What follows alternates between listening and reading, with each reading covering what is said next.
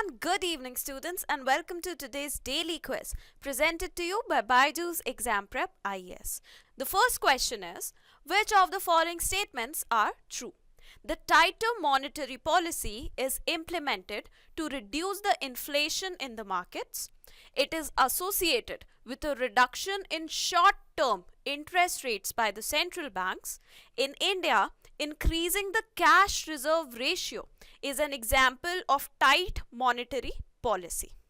Now recently, according to the data that is presented with regards to inflation in India, it has been found that inflation has breached the limit that is set by the Monetary Policy Committee of RBI. So because of which the RBI is trying to rein in that inflation by adoption of tighter monetary policies. Now under the tighter monetary policy, because it is tighter monetary, so that means they are going to restrict the monetary flow or money flow in the market in order to reduce the inflation. If the amount of money in the hands of people is lesser, their demand will be lesser, and that will help in reduction of inflation. So one of the measures of reducing inflation is increasing the short-term interest rates. This increases the rate at which the people or the corporates get money from the banks as well, and that reduces the amount of disposable money in the hands of people and the companies, and that leads to a reduction in inflation.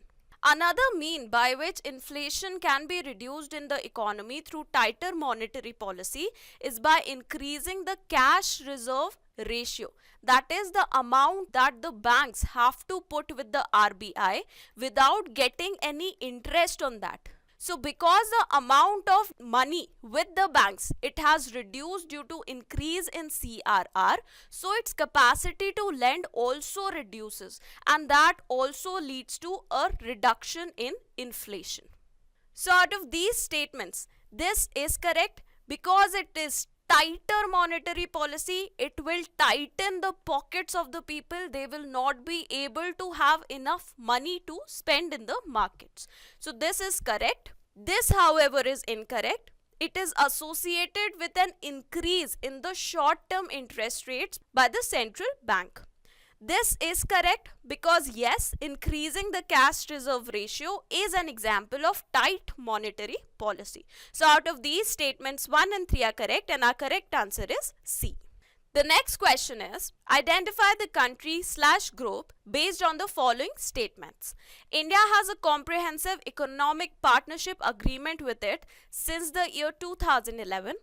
We conducted the inaugural session of Veer Guardian exercise with them in the year 2023. India has a clean energy partnership and a nuclear deal with them. So this type of question, even if you know only about this factual statement, you will be able to answer this question. There will be specific country with which we will be holding this particular exercise, right? We have CEPA with multiple countries, we have clean energy partnership with many countries, nuclear deals with many countries, but this type of exercise, it will be held only with one country. So if you know about this, you'll be able to answer this question very easily. Now first, let us take a look at where we took this from. So the Japanese Prime Minister, he is arriving to India today, and the major points of negotiation or talks between India and Japan will be on the Indo-Pacific plan in order to reduce the Chinese hegemony in the region and increasing defense ties with India. Moreover, this article also stated that we already have a comprehensive economic partnership agreement with Japan from the year 2011. We also have a clean energy partnership which was signed between the two countries, and the nuclear deal between India and Japan was finalized. The MOU for the same was finalized in 2015, and this came into force in the year 2017. So out of these statements, let us try the elimination technique. The European Union will be a wrong answer because we do not have any nuclear deal with European Union. We have such deals with USA, we have it with Australia as well as Japan. When it comes to the Comprehensive Economic Partnership Agreement, we have such an agreement with USA and with Australia too. So now it becomes confusing. So what is the differentiating criteria? It is this exercise. India and Japan, we hold a Dharma Guardian exercise, which is a joint military exercise. Veer Guardian is a joint exercise between the air forces of India and Japan. So even if you know this particular statement, you'll be able to mark the right answer, that is Japan. The third question is regarding the International Criminal Court, which is a news because it has released a arrest warrant against the Russian President Vladimir Putin. How many of the statements are true regarding the International Criminal Court? It is the main judicial body of the United Nations. India was one of the founding members. It can take up cases based on suo motu cognizance. That is, it can take up cases on its own without the cases being filed by any party, any country or any United Nations agency. Now we know that this arrest warrant has been released for Vladimir Putin against the crimes that are being committed in Ukraine.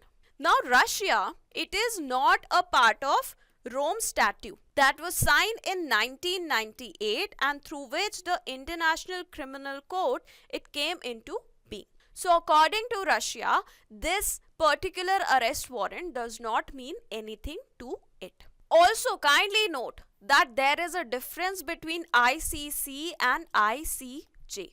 The International Court of Justice is a judicial body of United Nations. However, ICC is an independent body which works closely with the United Nations. So please do not get confused between these two bodies. So this is a wrong statement.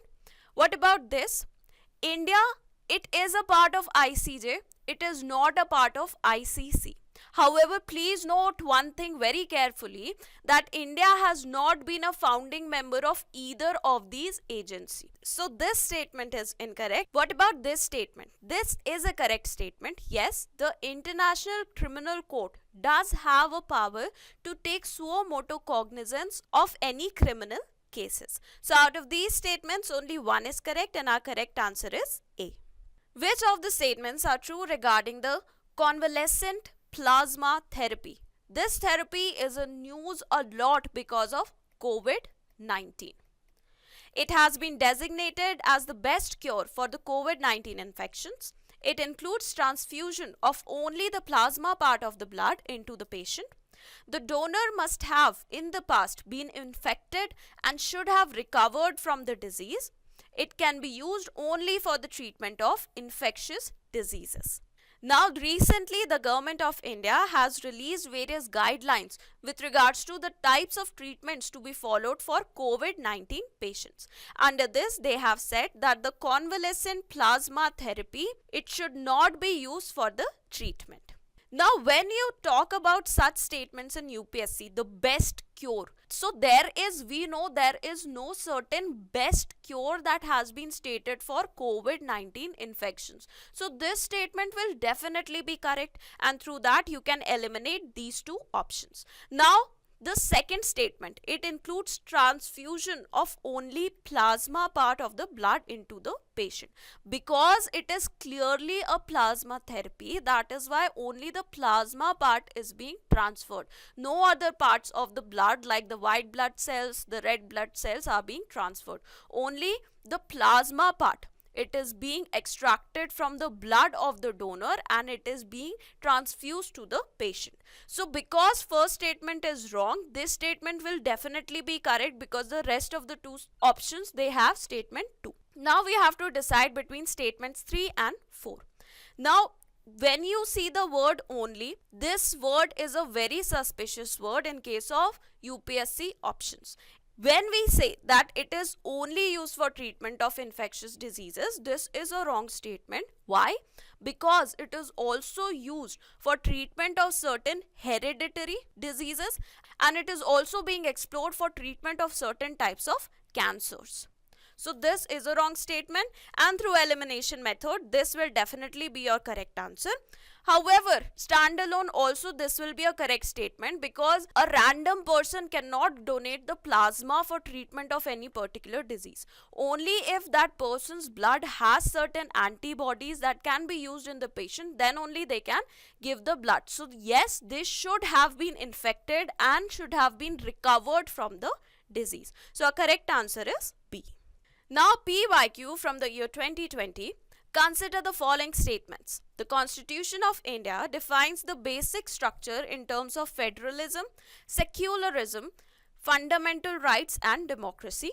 The Constitution of India provides for judicial review to safeguard the citizens' liberties and to preserve the ideals on which the Constitution is based. Now here please note, we know that the basic structure, this doctrine, it is not given anywhere in our constitution. It is only through the Keshwanand Bharati case of 1973 that this doctrine came into being, and it is being modified by the judiciary of India with its subsequent judgments. So this will definitely be a wrong statement.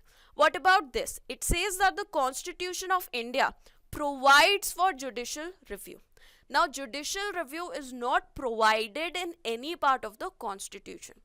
Article 13 and Article 32 do talk about role of the judiciary. However, they are not explicitly giving anything about judicial review. The courts, they have interpreted these articles and they have said that judicial review, it is a basic structure of the Indian Constitution. However, this term has not been mentioned, not been provided in the Constitution of India. So this is also a wrong statement, and our correct answer is D. Now the fact of the day, which is about Poshan Pakhwadas. Now you know that India, it ranks at 107th out of just 121 countries when it comes to global hunger index. So that means that our situation with regards to hunger and malnutrition, it is quite serious. To prevent such a situation in future and in order to develop the nutrition status of our population, the government of India celebrates the Poshan Pakhwada every year for 15 days in the month of March. So this year we have the 5th Poshan Pakhwada, and the theme for the same is nutrition for all together towards a healthy India. Now please note another connection with this Poshan Pakhwada. We are also trying to popularize the Shri Ann, that is the millets. Now this is the International Year of Millets, which was proposed by India to the United Nations, and India being the biggest producer of millet, we want to increase the incentives towards our farmers to increase the production of millets further. For that, we are trying to create demand as well. And there are many measures being taken by the government of India for doing so, and this is one of them.